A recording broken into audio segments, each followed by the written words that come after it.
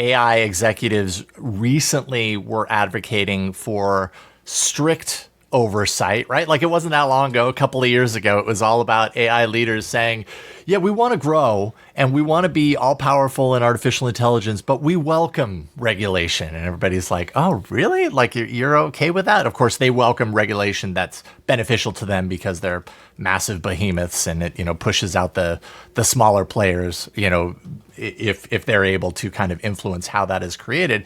Now we are in a position where they are singing a different tune. And this is a story on the Washington Post that you put in the rundown. I'm happy that you did. The winds have really changed, have shifted to where these companies, and in this case, it's Sam Altman at a Senate hearing last Thursday, have kind of transitioned from bring on the regulation to we can't really do that because we're going to slow down U.S. competitiveness in artificial intelligence unless you just let us go full rein and go full steam ahead. And of course, especially against China, which is the addendum that, like we're just saying, we'll continue to hear is the motivation for U.S. leadership to want to do this thing with these companies in that way, because they see this as an opportunity to really kind of rise above and be the leader.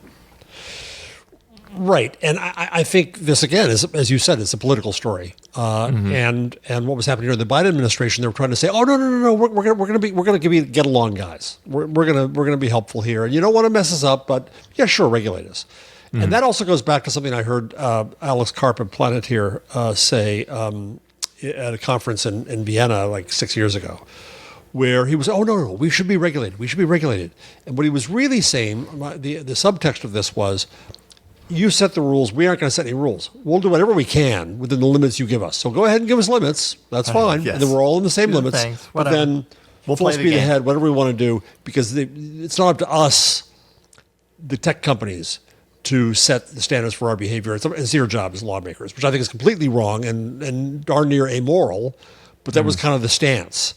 And now with the Trump administration and with Vance, Peter Thiel's creation in a great measure, as vice president, I think they sense there's a whole different possibility here, and they could get by without regulation.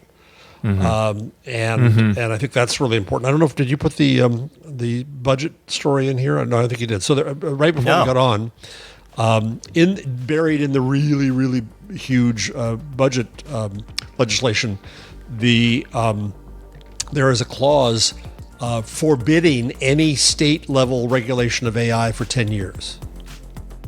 God knows whether that survives the whole process, but it shows an indication here, and odd from the states' rights people, but it's a way to say it's a very tech-friendly amendment in there, or clause in there, that says there'll be one authority when it comes to AI, and it's the federal government, and the federal government's going to do this limited amount with AI regulation, and that's that.